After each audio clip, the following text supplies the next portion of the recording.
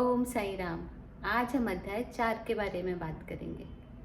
अध्याय 4 में लेखक बताते हैं, गीता में लिखा है, जब जब धर्म कमज़ोर हो जाता है, लोग लालच, स्वार्थ और अधर्म में उलझ जाते हैं, तब भगवान संत महापुरुषों के रूप में जन्म लेते हैं। संत महापुरुष हमें जीवन जीने की सही दिशा दिखाते हैं। साथ ही यह भी बताते हैं कि सच्चा धर्म प्रेम, सच्चाई और दूसरों की सेवा करना है। संत सभी में भगवान को देखते हैं। वो किसी से नफरत नहीं करते। उनके कार्यों से हम प्रेरणा लेते हैं और जीवन जीने की सही दिशा सीखते हैं।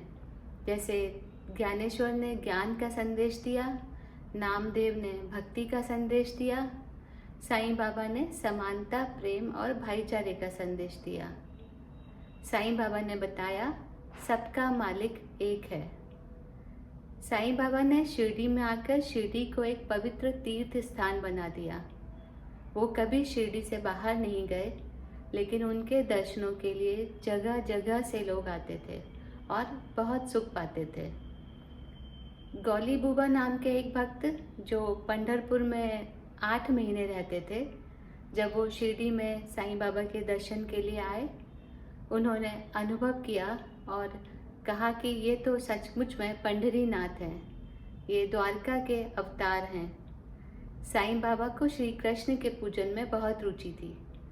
वो लोगों से कीर्तन सप्ताह करने के लिए प्रेरित करते थे। साईं बाबा ने एक बार दासगणु को कीर्तन सप्ताह करने की आज्ञा दी। दासगणु ने कहा, मैं यह अवश्य करूँगा, लेकिन यह आश्वासन मिलना चाहिए कि सप्ताह के अंत में भगवान अवश्य प्रकट होंगे। बाबा ने कहा, भगवान कहीं बाहर से आने वाले हैं क्या? वो तो यहीं विराजमान हैं। जब आप में भक्ति और प्रेम का स्रोत प्रवाहित होगा तो भगवान स्वयं ही प्रकट हो जाएंगे। दासगणु ने कीर्तन सप्ताह किया। सप्ताह के अंत में जब वह सुबह स्नान करके ध्यान करने बैठे तो उन्हें ध्यान में भगवान के दर्शन हुए। दासगणु उसके बाद साईं बाबा के दर्शनों के लिए गए। बाबा ने कहा, क्या तुम्हें विट्ठल के दर्शन हुए?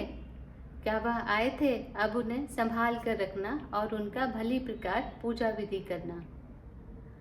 यह सुबह की घटना थी। दोपहर के समय जब दासगणु भोजन करने के पश्चात बैठे थे, एक व्यक्ति आया। उसके पास 25-30 चित्र थे। उनमें से एक चित्र ठीक वैसा ही था जैसा दासगणु ने ध्यान में देखा था। दासगणु को साईं बाबा के वचन याद आ गए। उन्होंने कहा, उन्हें भगवान को संभाल कर रखना और उसका भली प्रकार पूजा विधि करना। दासगणु ने वह चित्र बड़ी खुशी से खरीद लिया, उसे अपने पूजा घर में स्थापित किया और हमेशा उसकी पूजा करते रहे। अध्याय 4 में लेखक आगे बताते हैं, शिरडी सभी धर्मों के लोगों के लिए समान रूप से खुला हुआ था। सभी वर्णों के लोग वहां आते थे और बाबा के सानिध्य में सुख और आनंद का अनुभव करते थे। अध्याय 4 की कथा मैं अगले वीडियो के लिए शेष रखती हूँ। जुड़े रहिए। ओम साई राम।